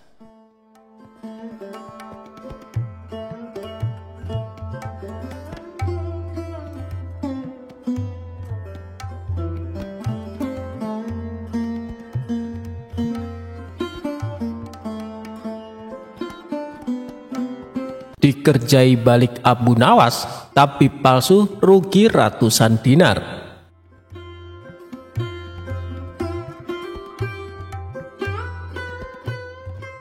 Abu Nawas mengerjai balik tabib palsu. Penipu itu bahkan sampai rugi ratusan dinar. Bermula dari suatu hari di kota tempat tinggal Abu Nawas, dihebohkan adanya tabib baru yang mengaku sakti. Dia sesumbar bisa mengobati penyakit apa saja. Walhasil rumahnya didatangi ratusan pasien. Padahal tabib tersebut hanyalah seorang penipu. Ia menggunakan keahlian sulapnya untuk menipu warga. Hal inilah yang membuat warga makin percaya pada kesaktian palsu sang tabib palsu. Ada juga pasien yang tidak kunjung sembuh, namun karena rayuan manis sang tabib palsu, ia selalu menuruti perkataannya agar kembali berobat. Sampai pada suatu ketika Abu Nawas jatuh sakit yang tidak kunjung sembuh. Atas saran sang istri, Abu Nawas disuruh berobat ke tabib tersebut. Kala itu Abu Nawas belum tahu kalau tabib tersebut adalah seorang penipu. Ia pun menuruti saran istrinya. Namun sudah 3 kali berobat, sakit Abu Nawas tidak kunjung sembuh. Padahal sekali berobat bayarnya 100 dinar. Dan Abu Nawas sudah menghabiskan 300 dinar tanpa ada sedikit pun tanda-tanda kesembuhan pada dirinya. Akibatnya Abu Nawas mulai curiga jangan-jangan tabib itu seorang penipu. Seiring berjalannya waktu, Abu Nawas pun sudah sehat seperti sedia kala. Lalu terbesit dalam benaknya untuk mengerjai tabib palsu tersebut. Aku harus mendapatkan 300 dinarku, tapi bagaimana caranya ya? Tanya Abu Nawas dalam hati. Setelah lama berpikir, akhirnya Abu Nawas menemukan ide cemerlang. Keesokan harinya, dia membuka praktik pengobatan di depan rumahnya, lengkap dipasang papan yang bertuliskan, "Sembuh bayar 100 dinar, kalau tidak sembuh uang kembali 1000 dinar." Para pasien yang rencananya berobat ke tabib palsu mendadak memilih datang ke rumah Abu Nawas. Rumah Abu Nawas pun penuh sesak oleh pasien. Entah karena kebetulan atau bagaimana, hampir semua pasien yang diobati berhasil disembuhkan. Sementara di rumah tabib palsu terlihat sepi. Tidak ada seorang pasien pun yang datang. "Hari ini kenapa sepi sekali?" tanya sang tabib dalam hati. Selang beberapa lama datanglah asistennya dan mengabarkan berita tentang klinik Abu Nawas. "Tuan, Abu Nawas sekarang buka praktik pengobatan," kata asistennya melaporkan. "Benarkah?" tanya sang tabib. "Benar Tuan, di rumah Abu Nawas ramai sekali pasien datang. Itulah kenapa hari ini di rumah Tuan sepi pasien," jawab asistennya. Mendengar kabar itu, sang tabib tertawa mengejek. Memangnya Abu Nawas sakti? Menyembuhkan dirinya saja tidak bisa, balas sang tabib dengan terus tertawa. "Bukan masalah sakti atau tidaknya Tuan, tapi di depan rumah Abu Nawas terpajang papan yang bertuliskan sembuh bayar 100 dinar, kalau tidak sembuh uang kembali 1000 dinar, ujar sang asisten. "Oh, pantas aku hari ini sepi pasien. Tapi apa emang benar begitu?" tanya sang tabib penasaran. "Saya lihat sendiri Tuan, tapi anehnya pasien yang berobat ke Abu Nawas hampir semuanya sembuh dari penyakitnya," jawab sang asisten. Mendengar penuturan asistennya, muncul sifat asli tabib palsu. Ia berencana menipu Abu Nawas. "Beberapa hari ke depan, untuk sementara kita tutup dulu. Biarlah Abu Nawas yang membuka praktek pengobatan," ucap sang tabib kepada asistennya. "Memangnya kenapa Tuan?" tanya asistennya penasaran. "Aku punya rencana untuk menipu Abu Nawas. Aku pasti akan mendapatkan 1000 dinar, jawab tabib palsu itu. "Tapi bagaimana caranya?" tanya sang asisten bertambah penasaran. "Begini, aku akan berobat ke tempat Abu Nawas. Aku akan berpura-pura sakit pada indera perasa lidahku. Kalau ditanya sembuh atau tidak, tentu saja aku akan mengatakan tidak. Karena yang tahu sembuh atau tidaknya kan hanya aku, paparnya. Dengan begitu, aku bisa dengan mudah mendapat 1000 dinar, kata sang tabib menjelaskan. Singkat cerita, datanglah tabib palsu itu ke rumah Abu Nawas. "Hai Abu Nawas, aku ingin berobat kepadamu," kata sang tabib. "Bukankah kau seorang tabib? Kenapa malah berobat kemari?" tanya Abu Nawas. "Iya benar, tapi di tempatku tidak ada obatnya, makanya aku datang ke sini," jawab sang tabib. "Memangnya kamu sakit apa?" tanya Abu Nawas lagi. "Begini Abu Nawas, entah kenapa lidahku mati rasa. Aku tidak bisa merasakan apa-apa," kata sang tabib berpura-pura mengeluh. Tapi Abu Nawas menangkap firasat kurang baik. Ia yakin kalau tabib palsu itu hendak menipunya. "Aku tidak akan tertipu untuk yang kedua kalinya. Justru kedatanganmu sudah aku tunggu-tunggu," ucap Abu Nawas dalam hati. Lalu Abu Nawas menyuruh sang tabib untuk menunggunya di ruang pengobatan. Abu Nawas segera memeras buah jeruk yang sangat asam dan menuangnya ke dalam gelas. Lalu gelas tersebut diberikan kepada sang tabib. "Ini obatnya sudah jadi, minumlah," ucap Abu Nawas. Ketika sang tabib meminumnya, mukanya mendadak berkerut menahan rasa kecut. "Kamu menipuku ya? Ini bukan obat, tapi air jeruk yang sangat kecut," kata tabib itu emosi. "Alhamdulillah, berarti lidahmu sudah tidak lagi mati rasa. Sekarang bayar ongkos berobatnya," pinta Abu Nawas. Tapi sang tabib tidak putus asa. Ia terus berusaha agar bisa mendapatkan 1000 dinar. Hari berikutnya, ia kembali mendatangi Abu Nawas. "Hei Abu Nawas, aku mau berobat lagi," kata sang tabib palsu. "Oh, silakan. Apa lidahmu masih mati rasa?" tanya Abu Nawas meledek. "Bukan, kali ini penyakitnya berbeda," jawab sang tabib. "Luar biasa, ternyata kamu punya banyak stok penyakit. Kali ini apa penyakitnya?" tanya Abu Nawas lagi. "Aku hilang ingatan Abu Nawas," jawab tabib palsu itu. "Apakah kamu kesandung kasus korupsi makanya hilang ingatan?" tanya Abu Nawas. "Enak saja, memangnya aku pejabat," jawab tabib dengan nada protes. "Baiklah, kamu tunggu di sini sebentar, aku akan mengambilkan obatnya," ucap Abu Nawas. Tidak berapa lama, Abu Nawas kembali menemui sang tabib palsu. "Ini obatnya, silahkan diminum," kata Abu Nawas sambil memberikan gelasnya. "Aku tidak mau meminumnya Abu Nawas," ujar sang tabib. "Loh, memangnya kenapa?" "Katanya pengen sembuh," ucap Abu Nawas. "Ini kan perasaan air jeruk seperti kemarin, aku tidak mau," kata sang tabib menolak. "Alhamdulillah, tanpa meminumnya pun kamu sudah sembuh. Sini, bayar 100 dinar, pinta Abu Nawas lagi. "Sudah sembuh? Sudah sembuh apanya? Kamu jangan mengada-ngada Abu Nawas," protes sang tabib. "Buktinya kamu masih ingat dengan obat yang kemarin aku berikan itu. Berarti sakit hilang ingatanmu sudah sembuh," jelas Abu Nawas. Untuk kedua kalinya rencana sang tabib palsu mengalami kegagalan. Mau tidak mau, ia harus memberikan uang kepada Abu Nawas. "Kurang ajar, ternyata Abu Nawas tidak sebodoh yang aku kira," pikir sang tabib.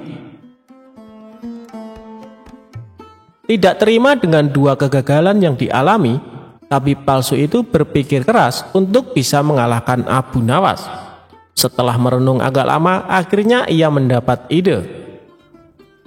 "Aku pasti berhasil," ungkap tabib merasa yakin. Kali ini ia berpura-pura buta. Si tabib berjalan ke rumah Abu Nawas dengan bantuan tongkat di tangannya. Setelah tiba, Abu Nawas sempat kaget dengan penuh rasa iba. Abu Nawas bertanya kepada sang tabib, "Apa yang menimpamu dan mengapa kamu bisa seperti ini?" Si tabib palsu menjawab, "Tolonglah aku Abu Nawas, mataku tiba-tiba buta. Sembuhkanlah aku," terangnya. Tabib itu kemudian dipersilakan masuk dan duduk di ruang pengobatan. Setelah mengapatinya dengan seksama, Abu Nawas akhirnya menyadari bahwa itu adalah tipuan. Namun Abu Nawas tidak pernah kehilangan akal. Ia punya cara lain untuk menghadapinya. Sepertinya penyakit kebutaanmu sudah sangat parah. Maafkan aku untuk kali ini, tidak mampu mengobatimu, ucap Abu Nawas berpura-pura sedih. Mendengar jawaban tersebut, sang tabib langsung kegirangan. Akhirnya bisa mengelabui Abu Nawas. Terus bagaimana ini Abu Nawas? Padahal aku berharap banyak kepadamu, kata sang tabib berpura-pura. Ya mau bagaimana lagi, aku tidak mungkin bisa menyembuhkanmu, jawab Abu Nawas. Kalau begitu aku dapat uang 1000 dinar dong, tanya tabib palsu itu penuh harap. Tentu saja kawan, aku tidak mungkin berdusta, balas Abu Nawas. Kemudian Abu Nawas masuk ke rumah untuk mengambilkan uang. Ini uang 1000 dinar untukmu, ucap Abu Nawas sambil memberikan uangnya. Tabib palsu itu dengan penuh kegirangan menerima uang tersebut. Tapi setelah uangnya dihitung, ia langsung murka. Hei Abu Nawas, kenapa hanya 10 dinar? Tegas sang tabib palsu dengan emosi. Dari mana kamu tahu kalau jumlahnya hanya 10 dinar? Tanya balik Abu Nawas. Uangnya memang ada 10, tapi pecahan 1 dinar, bukan 100 dinar. Memangnya aku buta apa? Balas tabib tambah emosi. Alhamdulillah, sekarang kamu sudah sembuh, kata Abu Nawas sambil mengambil kembali uangnya. Maksudmu apa Abu Nawas? Kenapa uangnya diambil lagi? Tanya si tabib kebingungan. Loh, kamu kan sudah sembuh, sini bayar 100 dinar, pinta Abu Nawas. Sembuh apanya? Kamu jangan mengada-ada Abu Nawas, protes si tabib palsu. Bukankah kamu kesini katanya mengalami kebutaan? Tapi kamu bisa membedakan mana pecahan 1 dinar dan mana pecahan 100 dinar. Berarti matamu sudah bisa melihat, jelas Abu Nawas. Tabib palsu itu tidak bisa berkata apa-apa. Ia pun terpaksa memberikan 100 dinar kepada Abu Nawas dan pergi dengan perasaan kecewa. Aku kapok berurusan dengan Abu Nawas, ucap si tabib palsu. Sementara Abu Nawas berhasil mendapatkan kembali 300 dinarnya yang pernah diberikan kepada sang tabib palsu sewaktu sakit berobat.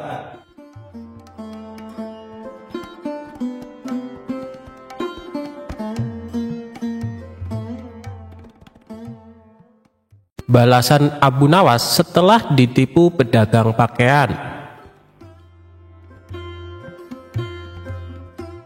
Suatu ketika Abu Nawas asik berjalan-jalan di pasar. Ia melihat pemuda sedang berjualan baju di pinggir jalan. Baju bagus dan istimewa, teriak pemuda tersebut. Di sebelah dagangan si pemuda tertulis kalimat dijamin tidak luntur. Karena tertarik, Abu Nawas pun mendekatinya. Silakan tuan, tuan mau beli baju? Tanya si pemuda. Aku mau lihat-lihat dulu, kalau ada yang cocok baru aku beli, jawab Abu Nawas. Silakan tuan, silakan dipilih, balas si pemuda. Setelah Abu Nawas menemukan baju yang cocok, ia berkata, ini bajunya bagus, warnanya juga bagus. Tapi apa benar dijamin tidak luntur? Tanya Abu Nawas. Iya tuan. Baiklah, berapa harganya? Tanya Abu Nawas. Harganya 100 dirham tuan, jawab si pemuda. Mahal sekali. Umumnya harga baju hanya 10 dirham, kata Abu Nawas. Tidak boleh tuan, sudah harga pas, ucap si pemuda.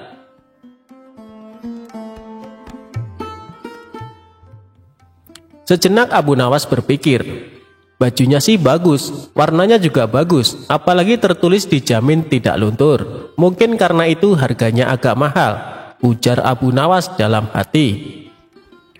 Baiklah, aku beli baju ini seharga 100 dirham, ucap Abu Nawas. Terima kasih tuan, semoga tuan puas belanja di tempat saya, ucap si pemuda. Singkat cerita, Abu Nawas pun pulang membawa baju barunya. Namun di perjalanan baju barunya terjatuh dan kotor. Abu Nawas mencuci baju baru tersebut dengan direndam air. Dan warna baju yang tadinya bagus mendadak memudar dan luntur. Aku telah ditipu, katanya dijamin tidak luntur, gerutu Abu Nawas. Merasa kesal karena ditipu, Abu Nawas langsung menemui pemuda tersebut di pasar. "Hei pemuda, ternyata kau penipu," hardik Abu Nawas. "Memangnya saya menipu apa tuan?" kata pemuda itu berkilah. "Kamu bilang dijamin tidak luntur, tapi baru direndam ternyata luntur," tutur Abu Nawas. "Saya tidak bilang dijamin tidak luntur, Anda sendiri yang mengatakan begitu," kata penjual tersebut. "Tapi saya mengatakan itu karena saya membaca tulisan yang ada di samping baju-baju jualanmu itu," protes Abu Nawas. "Oh, kalau itu berarti Anda salah baca tuan. Anda membaca dari kiri ke kanan. Kalau kita kan orang Arab tuan, bacanya dari kanan ke kiri, luntur tidak dijamin," kata si pemuda menjelaskan. Abu Nawas tak menyangkal perkataan si pemuda.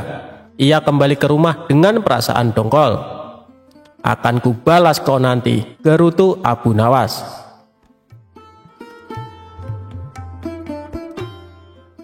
Di rumah, Abu Nawas mencari cara agar bisa membalas perbuatan pemuda tersebut. Esok paginya Abu Nawas pergi ke pasar dan berjualan kipas di samping tempat berjualan si pemuda.